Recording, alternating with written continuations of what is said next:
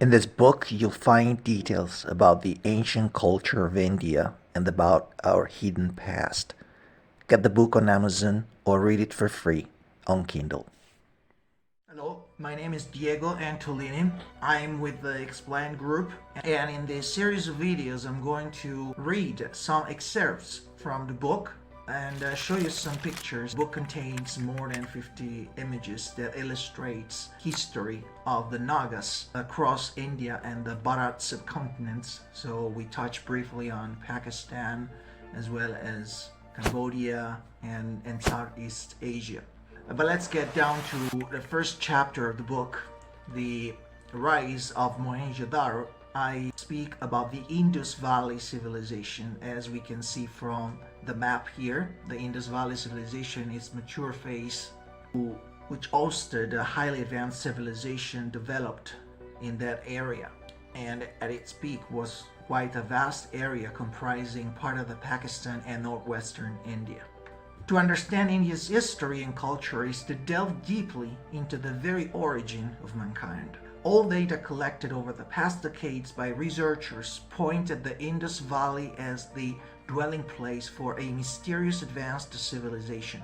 Later on, people migrating from the most diverse places surrounding the Indian landmass mingled and integrated, laying the foundation of what is India today. By the 4th millennium BCE, India had emerged as a region with a highly developed civilization and one of the most powerful empires of that era. The question remains, however, in how advanced were the people living in the Indus Valley? Who were they? And where did they come from? This culture is known as Harappan or Indus Valley civilization. It flourished around 2500 BCE in the territories that are now Pakistan and Western India and became one of the 4 largest civilizations of the ancient world, together with Egypt, Mesopotamia, and China, just to put in perspective the extent of that empire. And then we move forward, we fast forward after I outline a little bit more about the cities, the 2 major cities in the Indus Valley area, Harappan and Mohenjo-daro. Then I go to highlights a little bit about Mohenjo-daro here. And I write, together with Harappa, Mohenjo-daro represents the evidence of a flourishing advanced civilization which was concentrated in the Indus Valley. According to the existing data, Mohenjo-daro was built around 2600 BCE and existed until about 1800 BCE. The ruins of the city were officially discovered in 1922 by Rakaldas Bandyopadhyay of the Archaeological Survey of India. The presence of some strange buried structure was known since the end of the 19th century. So it was known, but it was not discovered because at that time there was a construction going on and it was in the best interest probably of the government not to unearth too much of the archaeological evidence at that time, as it happened also in other countries. But once the findings were unearthed, the researchers were baffled in discovering at least 44 human skeletons scattered around, sprawled on the streets in grotesque, contorted positions, as if death had come so unexpectedly and with such violence that they had no place to run or hide. These skeletons are thousands of years old, didn't decay, and were not touched by wild animals, perhaps because they were found to be the most radioactive as much as those of Hiroshima and Nagasaki in Japan. So the conclusion is all too obvious. If we think that this mysterious and developed civilization ceased to be instantaneously 2000 years before the time of Christ, only an atomic explosion could have caused this massive event. And obviously there are evidence to sustain this. With the modern, we can see here some pictures of melted rock and metal, as well as the skeletons, bones fused together in Mohenjo-daro as a result of exposure to an intense heat wave, possibly of nuclear origin. So I was talking about evidence. Soviet researchers found a skeleton with a radioactive level 50 times higher than normal. And other cities have been found just outside that area in northern India showing evidence of an explosion of great magnitude. In particular, the area between the Ganges River and the Raj Mahal mountain range seems to have been subjected to an intense heat wave. Huge masses of walls and foundations were found fused together, literally vitrified, where there is no sign of volcanic eruption in Mohenjo-daro or on any ancient site nearby. This event Therefore, it can only be explained by a nuclear blast or some other weapon which produced similar effects. And we can see here two images, one the ruins of Mohenjo-Daro, and then below the Harappa in Indus Valley. I was, again, speaking of evidence, not only the modern evidence talk about this possible atomic blast, but also the ancient text of India. The description of the immense power released by such a weapon is recorded in the Mahabharata, section Dronaparva, where it is called Agneya. It was like a shining rocket whose heat burned the world like a fever. Then cold winds, cardinal points became clear and lightful. This is a poetic description of such a tragedy as only an atomic blast can be. In the second chapter, in the fall of Mohenjo-Daro, I go on and I stress a little bit more about what's contained in the two great epics of the Veda, namely Ramayana and the Mahabharata. Much has been said and written about these two documents. To many, they represent religious and symbolic metaphors of virtues and sins that man should follow or avoid in order to have a good life. To some, they could be a hyper-narrative of true facts which occurred in ancient times, and that must be interpreted to find the real meaning behind the fantastic additions made to strongly impress certain principles upon the reader's mind. To a very few, however, both documents are literal accounts of true facts, exactly as they were written. Which means that back to the beginning of time and for a long stretch of the human history, gods indeed walked among our forefathers. And if we follow this last theory, as indeed we do, we can find remarkable similarities with ancient texts of Egypt, the Book of Akher, Sumeria, the Enuma Elish, the Americas, Popol Vuh, the British Isles with Lebur Gabala Erun, and China with the Tao Te Ching. And here we see an image of the creation of life as described in the Popol Vuh. You can see the humans at the very center, created, enshrouded by the earth, and coming from the earth with two serpents framing the creation process. And of course, there is a reason for it, and that's the main theme of the book. The whole world seems to be weaved by several threads stemming from the same origin. And only a comparative analysis of the ancient sources and their realistic approach can maybe shed some light upon the fabric of the multiversal realities in which we constantly ebb and flow. Welcome to the second video of the series Nagas, a shape-shifting history. In these videos I'm going to read some excerpts from the book chapter by chapter. In the second video I'm going to talk about chapter 2 and chapter 3, namely regarding the ancient texts of Ramayana and Mahabharata. Chapter 3, titled The Mysteries in the Ramayana, detailed a lineage of bloodlines of kings factually described and thoroughly outlined in the Ramayana. Not only that, but also I described some places that are described in that epic and that can find evidence in the real world. There are some factual information that can be taken out of the Ramayana and confront with events or concrete evidence that what is told in the epic belongs more to history than mythology. Some examples, you can see here the picture of the Cobra Hood cave. And this cave is located in Sigiriya, Sri Lanka, proven to be a natural formation and untouched by human hands, which has taken the shape of a cobra. Inside there are paintings depicting scenes of Sita being captured by the Asuras. Then there is the exile location. There is a place called Panchavati near Nashik, claimed by many to be the same place where Rama, Sita and Lakshmana lived for 14 years after being exiled from the royal palace. Today, Panchavati houses several temples. Then we have Sita in Sri Lanka. Ravana took Sita to his kingdom in Lanka. They first stopped at Sita Kotuwa, then to Ashok Vatika. Both locations still exist today. Sita Kotuwa is a touristic place, and Ashok Kavanam is identified with Ashok Vatika. Here we can see a very curious image of the footprints, giant footprints, called the Lord Hanuman's footprints in Ashokvanam. Near Ashokvanam, there are footprints allegedly belonging to Hanuman. They are of different size as told in the Ramayana. Lord Hanuman was the strongest among the Vanara's army that Rama used to rescue his beloved Sita from the kingdom of Ravana. Lord Hanuman was given special powers from Rama so that he could locate Sita with maximum precision. Hanuman was also given the power to change in size from a giant to an average monkey. We shift to some extracts from chapter 4, the Mahabharata Enigmas. It's a natural continuity with the previous epic. Although the mainstream academy is still skeptical and rejects the Mahabharata as being an account of true events, it still fails to explain why this epic has such a deep impact on Hindu society.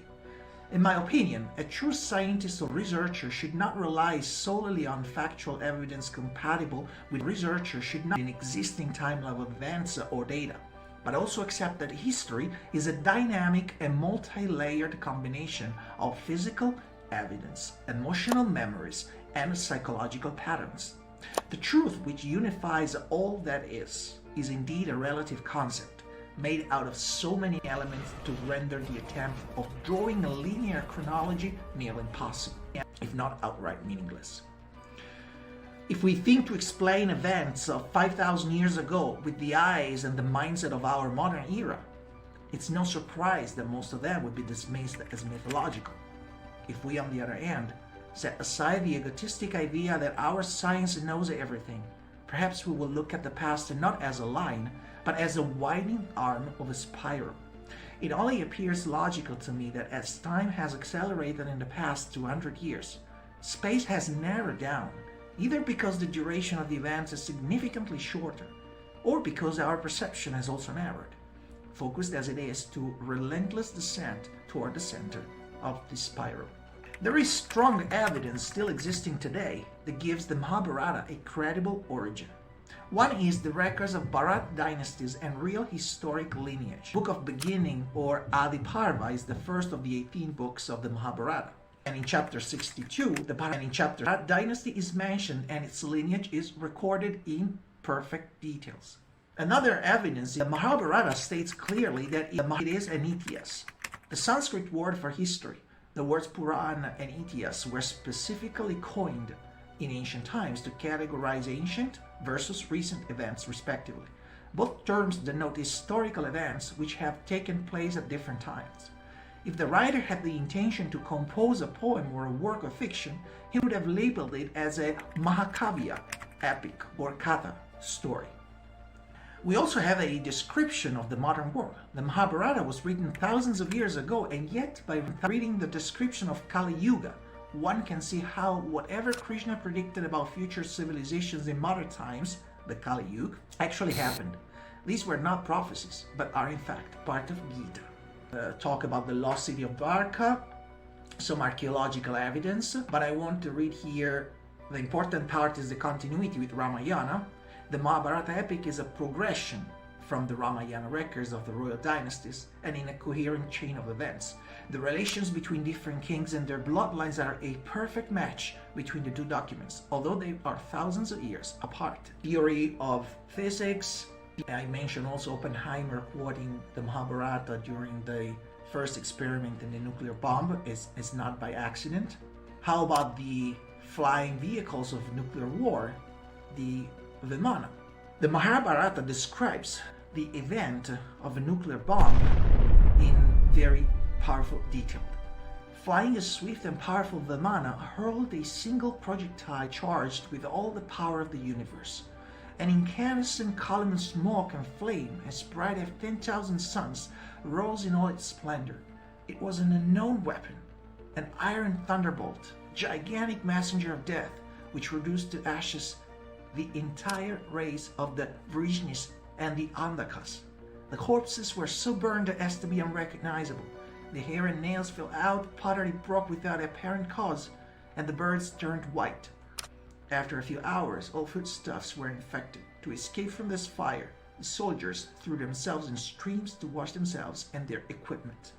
It's such a beautiful and it's tragedy, because now we know what a nuclear blast can produce. In this final video of the first series of my book, The Nagas, A Shape-Shifting History, I'm going to read some excerpts about final chapter number 6, The Nagas of Sri Lanka. I've made a chronology starting from the northwestern part of India with the Indus Valley civilization through central area in India where the Nagas could be connected with the Buddhism, and now we're going to the Sri Lanka, the former Ceylon island. The Nagas people were believed to inhabit Sri Lanka as well as various parts of southern India. There are references of them in several ancient texts such as the Mahabharata and other Sanskrit and Pali documents. The Nagas are described as a race of superhuman beings who can shape-shift human beings into serpents and that live in a subterranean world. Some places like Nagadipa in Jaffna and Kalyani in Gampaha are indicated as Nagas territories. According to the ancient documents, the Nagas of Sri Lanka inhabited the northern and western parts of the island. The Jaffna Peninsula is mentioned in Tamil literature as Naga, in Pali literature as Nagadipa, and in Greek as Nagadiba or Nagadibois. The name Nagabumi was also found on an ancient coin discovered in Uduturai, or Jaffna, and in a Tamil inscription from Pudukottai in reference to the Jaffna Peninsula. The Mahabharata, one of the epic literatures of Sri Lanka, states that the Buddha, during his second visit to Sri Lanka, pacified a dispute between two Nagas kings of Nagadipa, Chulodara and Mahodara, over the possession of a gem-studded throne. This throne was finally offered to the Buddha by the kings as a sign of gratitude. The Buddha left the precious gift in Nagadipa under a Rajayatana tree, turning it into a place of worship. And this is one of the most famous events connected to the Nagas in the Jaffna Peninsula. This reference, which is also found in other Pali writings, is sustained by archaeological and epigraphical findings that have established Nagadipa as being the present Jaffna Peninsula. The chronicle adds that in the 8 years following the achieving of enlightenment, the Buddha visited Sri Lanka for the third time, following an invitation by Maniakuta, the Nagas king of Kalyani, what is now Kelaniya. That king was the uncle of the Nagas king of Nagadipa. Some researchers believe that Manipalavam is Nagadipa indeed, today known as Ninativu. This is one of the many examples on how the line between mythology and history is so thin that in too many ways the two disciplines become one. Italai Chatanar, author of the Manimelakai, wrote that Naganadu at that time was an autonomous kingdom stretching across several coastal districts and clearly distinguished from the rest of the Sri Lanka, which was nonetheless ruled by Nagas kings at intervals. The Nagas king's Valai Vanan was the king of Naganadu, one of the two territories in which Sri Lanka was divided. The other was Ilankaitivan. While Naganadu was being almost unanimously identified with the modern Jaffna Peninsula, Manipalavam is believed to have been either Nainativu or Karaitivu. And then we go to the reference from a Western scholar and traveler, Ptolemy. In his map of Tropabane, in the dated 1st century CE, mentioned Nagadibois as one of the coastal towns of Taprobana or Taprobane, that is the way ancient Greeks called Sri Lanka, as indicated in the medieval maps of Abu Rehan and Idrisi, and in the writings of Marco Polo as well. So we have further historical references, and here we see the map of Ptolemy. Tropabana, Sri Lanka was also marked in Martin Valsi-Müller's map of 1507. Although later Sebastian Münster identified Tropabana with the larger island of Sumatra, and that's when maps started to change a little bit their makeup, but this is something that doesn't pertain to this book. It should be written in a different book. The Nagas' identity on Taprobana was visible through personal names recorded in Pali chronicles as well as in the Tamil Sangam literature. In 150 CE, Ptolemy writes that King Sornagos, a descendant of the Nagas bloodline, ruled from the early Chola capital of Uraiyur. In my conclusion to the book, after all this long journey that brought us from the very beginning of the civilization to the affirmation of Buddhism and the post-Veda epic is that in Sri Lanka, the Tamil Hindus have since ancient times regarded a cobra as a divine creature, and these beliefs seem to have passed down generation after generation through the Nagas traditions.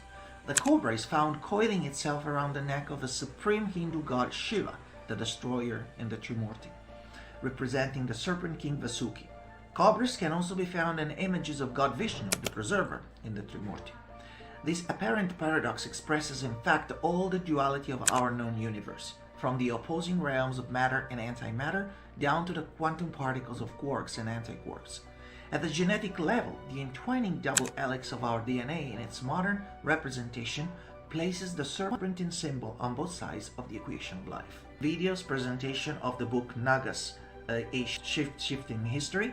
Please find it on Amazon, Kobo, Nook, Smashword, and Google Play. And if you want to talk to me, communicate with me, you can find my profile on Amazon or Goodreads, where you can place questions or interact in these videos. Thank you for listening, and thank you for reading my book.